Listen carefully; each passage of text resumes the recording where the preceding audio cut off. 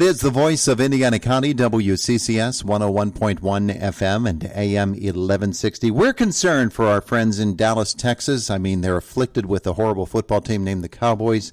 And here we are up in the lovely Steelers country. They've got that going against them. They also have temperatures. Yesterday, remember, we talked to those folks in Dallas. It was 109. Tammy Kling tells us. Tammy, what was it yesterday in other parts of Texas?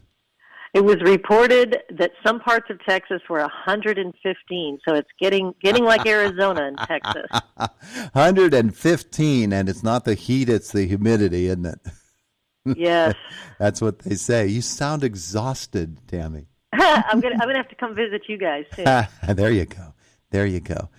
Hey, Tammy, very serious subject. We've been talking about this with our friend Dr. Ralph May from here in Indiana, Pennsylvania.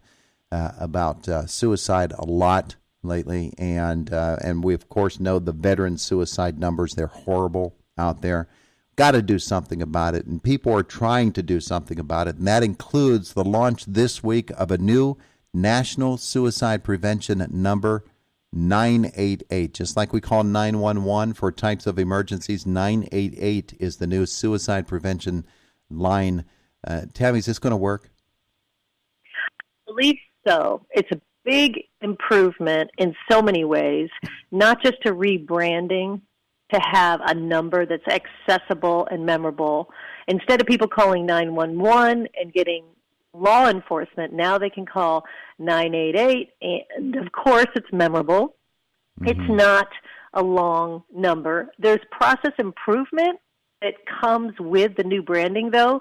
So every state now is focused on reducing call wait time and reducing abandoned calls. Of course, some people that call suicide hotlines for help are nervous and anxious, and a lot of people drop off. A lot of people won't wait to talk with somebody. It's a very, anxious moment, and I think this new focus on the number will help all across America because there really is a renewed focus on reaching out and letting people know that they can also text 988. Oh, wow. Tammy is an analyst on suicide prevention, and our conversation is brought to you by Marcus & Mack, a law firm representing injured people. She is an international best-selling author and speaker.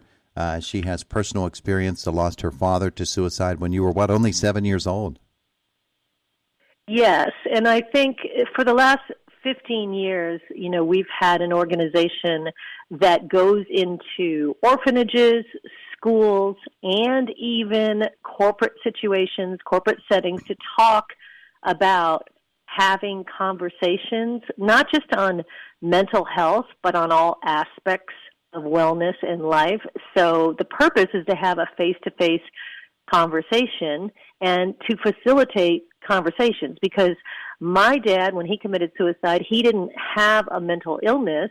He was going through a mental health crisis. And a lot of people face this stigma of being labeled, right? They don't want to be labeled as being mentally ill. And so they won't call a hotline, or they won't text a hotline, or they won't ask a friend.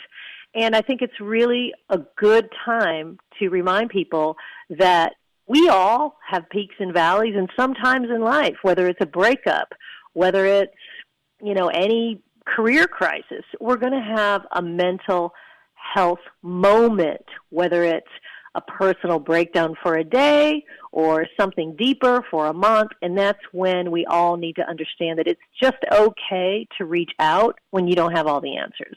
So how does 998 work? What are the mechanics behind it? What happens? So when you dial 988, what happens if you text or dial, you'll get a recording right away just asking, English or Spanish, because they are working very hard to provide the appropriate translators up to 250 languages. Your call would immediately go to a professionally trained counselor.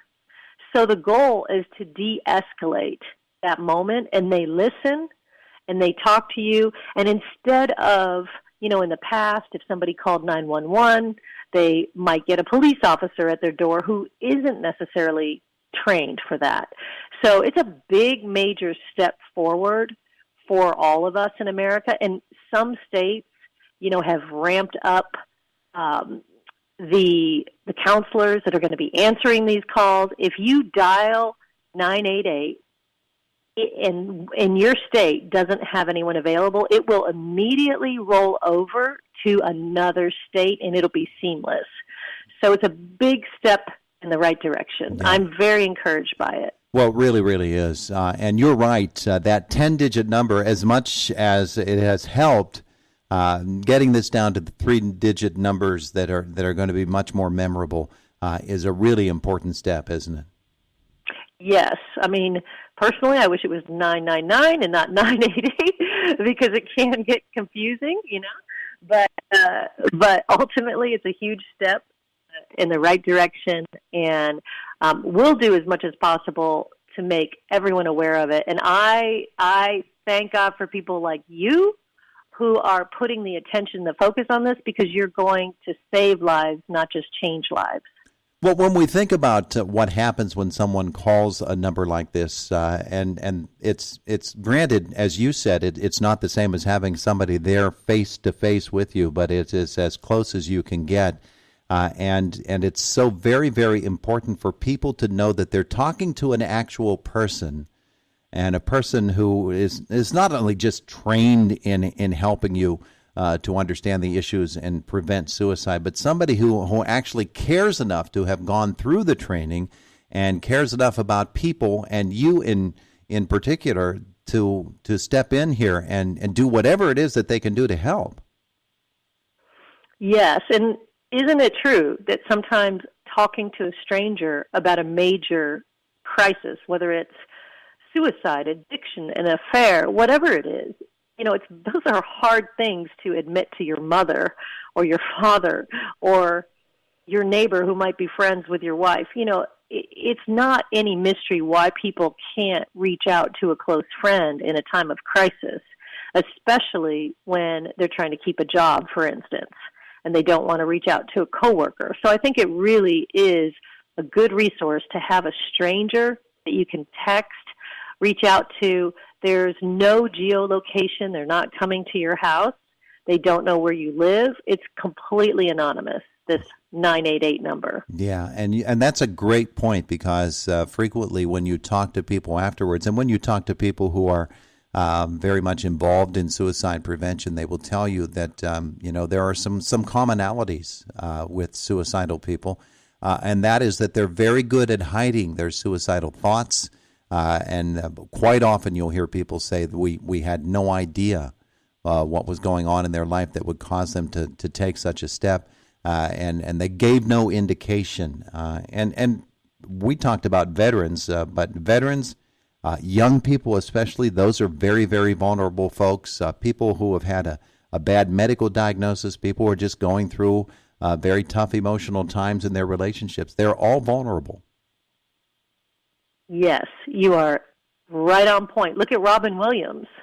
Yeah, there's somebody who had a medical diagnosis that had no cure for the medical condition with which he came down, and saw no other avenue out. And his was a true mental illness type of thing, where they said that he really didn't know what it was that he was doing. But had someone been able to talk with him and help him through that, he might still be here. Exactly. On point. You're right. Thank you for creating awareness. All right, Tammy. I'm just doing what little I can do here, but it's folks like you who are out there who have been through this experience before, and it's not something to take lightly. The fact that you were only 7 years old at the time of your father's death, and you were left along with everybody else in your family to go through that recovery process.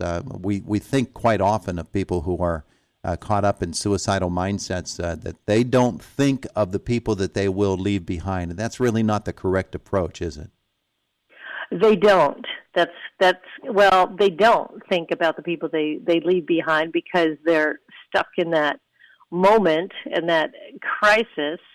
And I think that my father's situation was like so many, where no one believed that he had committed suicide. It was just so hard for everyone to wrap their arms around, especially parents, especially friends, because he was so charismatic. To your point, a lot of people hide those symptoms. So it's really up to us when we're going through these trials to understand, hey, my feelings are not forever. This is not what my life is going to be. And just to reach out, it's really critical to just reach out and take that baby step. We're going to see the number 988 a lot in the coming days and months and hopefully years. And 988 is going to become, we hope, as noted as 911 for helping people who are in crisis situations. Tammy Kling, thank you so much for spending some time with us today. Thank you. Have a beautiful day. You too. It's especially in the Dallas heat. It's the voice of Indiana County, WCCS 101.1 FM and AM 1160. Have a popsicle on us, Tammy. Good morning, and thanks so much for being with us.